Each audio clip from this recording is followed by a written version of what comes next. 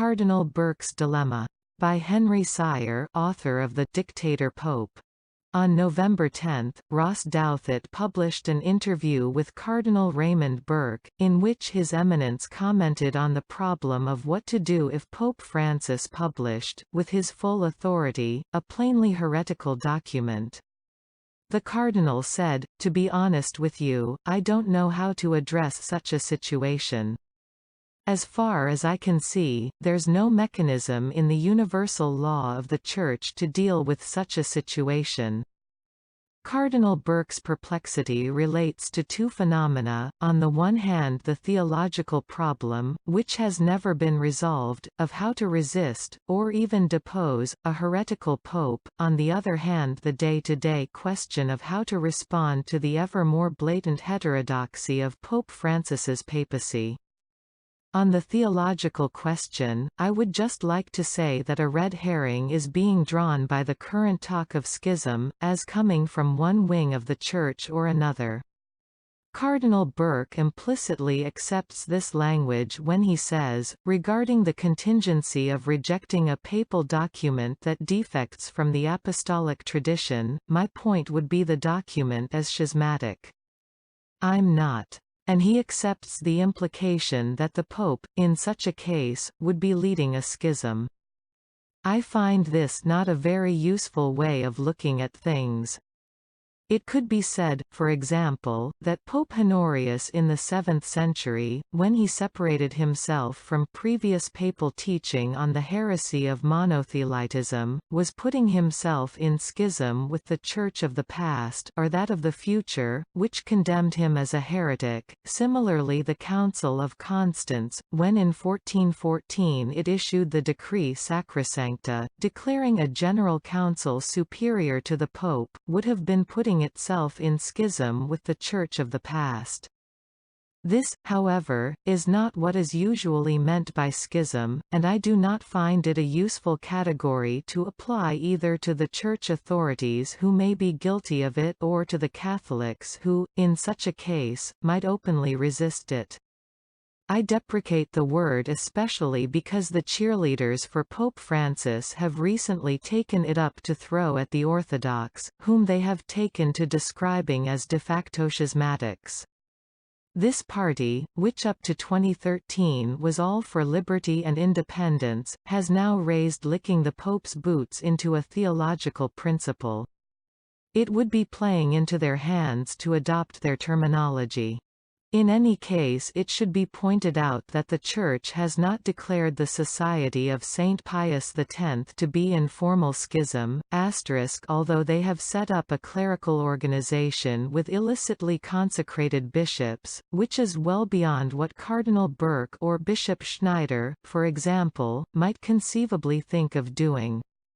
Indeed, under canon law, formal schism requires more fundamental rejection of papal authority than that. So I turn to the practical question of what Cardinal Burke or other prelates can do in the face of Pope Francis's aberrations. The first thing we should do is recognize that the Church in the past had a far healthier approach to rebuking a bad pope than the spineless episcopacy of today. We can cite the case of Pope Urban VIII (1623–44), who may be compared to Francis in being the most despotic and politically minded pope of his time.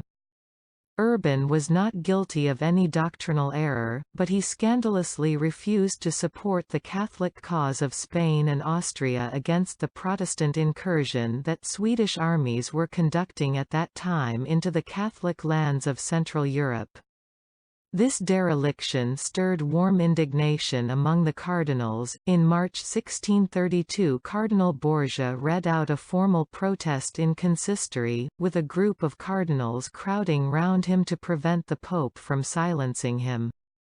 Shortly afterwards, Cardinal Ludovisi threatened to depose Urban as a protector of heresy, and was banished from Rome for his pains.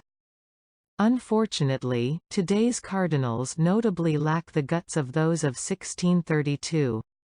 If Cardinal Burke were to read out a protest against the Pope, he would certainly not have a knot of cardinals to support him.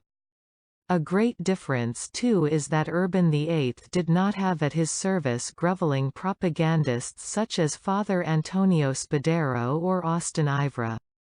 On the contrary, there was the irreverent tradition of the Pasquinades, which used to appear openly in Urban's own city, and one of which dared to ask, "Is His Holiness by chance a Catholic?"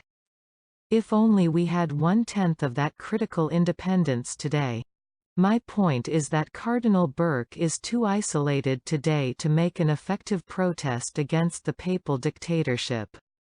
Under Pope Benedict, he was deservedly one of the most respected prelates in the worldwide Church. He had been made Archbishop of St. Louis, Missouri by John Paul II, and Benedict created him Prefect of the Signatura, one of the most responsible offices in the Curia.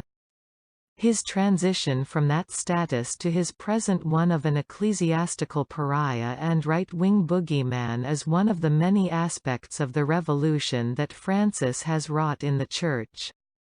Moreover, the very essence of Pope Francis's revolution has been to court popularity with the world's media, both its secular majority and its supposedly Catholic section. Anyone who criticizes him can therefore automatically expect to be depicted as a reactionary bigot. There are many cardinals and bishops who secretly see that Cardinal Burke and Bishop Schneider are voicing the tradition of the Church against an unprecedented onslaught, but they are too frightened of the dictatorship to speak out. For the moment, all that prelates can do is to continue making their principled declarations, in the face of widespread cowardice or hostility. Fidelity to Catholic orthodoxy demands it, and those who remain faithful Catholics note it with gratitude. But we should also take the long view and remember that, when dictatorship fall, they fall tumultuously. The adulation that surrounds their leaders is turned to obloquy, and those who showed a courageous front against them come into their own. Church militants' position is that the SSPX, while not in formal schism, is in material schism.